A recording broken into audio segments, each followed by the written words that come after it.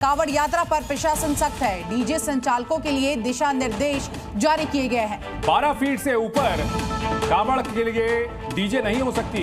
11 बजे के बाद डीजे बजाने पर प्रतिबंध है। वहीं धर्म और जाति विशेष गानों पर भी रोक रहेगी। तो कांवड़ यात्रा को लेकर के डीजे संचालकों के लिए दिशा निर्देश जारी किए गए। अगले महीने 11 जुलाई से कांवड़ यात्रा की शुरुआत होने जा रही है, लेकिन पुलिस प्रशासन पहले से ही तैयारियों में जुटा है। मेरठ में प्रशासनिक अधिकारियों ने डीजे संचालकों के साथ बैठक की। यात्रा में चलने वाले डीजे को लेकर कई दिशा निर्देश दिए गए हैं, जिसका पालन न करने पर उन पर कार्रवाई होगी। नए दिशा निर्देश के मुताबिक 12 फीट से ऊंचा और 14 फीट से चौड़े डीजे नहीं होंगे। रात में 11 बजे के बाद डीजे बजाने की अनुमति नहीं होगी। फूहड़ और धर्म जाति विशेष गानों पर प्रतिबंध रहेगा। इसके अलावा सोशल मीडिया पर भ्रामक अफवाह फैलाने वालों पर भी कार्रवाई होगी। अपराधियों पर जिस तरह योगी का हंटर चल रहा है, उससे भय खाकर अपराधी अपराध से तौबा तौबा करने लगे हैं। इसकी बानगी दिखाता ये वीडियो है, जहां 120 अपराधियों ने थाने पहुंचकर हाजिरी लगाकर अपराध न करने की शपथ ली। कुछ ऐसा ही नजारा संत कबीर नगर में भी दिखाई दिया, जहां थाने पहुंचकर अपराधियों ने अपराध का रास्ता छोड़कर अच्छा नागरिक बनकर काम करने की कसम खाई, क्योंकि ये अपराधी जानते हैं कि योगी फोर्स अपराधियों का हिसाब करने में देर नहीं लगाती है।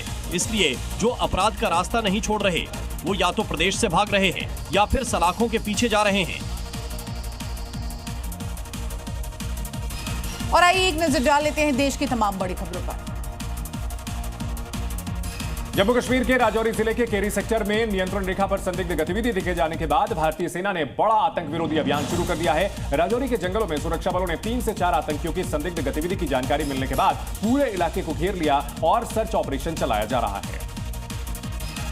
ऑपरेशन सिंधु के तहत ईरान से बीती रात 222 भारतीयों को लेकर विशेष विमान, आपको बता दें, दिल्ली पहुंचा है। इस दौरान ईरान से भारत लौटे भारतीयों ने एयरपोर्ट पर तिरंगा लहराकर वतन वापसी पर खुशी जताई है। आपको ये भी बता दें कि ईरान और इजरायल दोनों देशों से भारतीयों को निकालने के लिए शुरू किए गए इस ऑपरेशन सिंधु के तहत अब तक करीब 3000 लोग सुरक्षित भारत वापस लाए जा चुके हैं।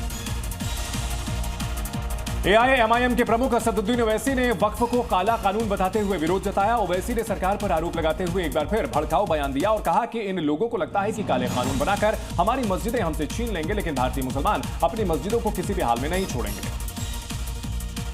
पश्चिम बंगाल में एक बार फिर से भाषा को लेकर विवाद गर्मा गया है, जब हावड़ा में पुलिस स्टेशन के बाहर श्रीराम स्वाभिमान परिषद के लोगों ने यह आरोप लगाते हुए प्रदर्शन किया कि सरस सदन में लग रहे रथ मेले के बैनर में जिहादी मानसिकता के लोगों ने बांग्ला की जगह उर्दू भाषा का इस्तेमाल किया, जो कि बिल्कुल भी स्वीकार नहीं है। पोस्टर में बंगाली भाषा या फिर हिंदी को शामिल करने की मांग की गई है।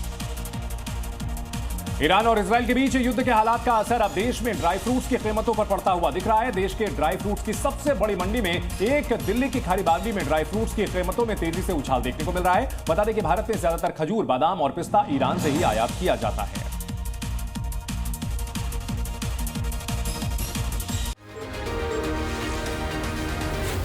जी न्यूज़।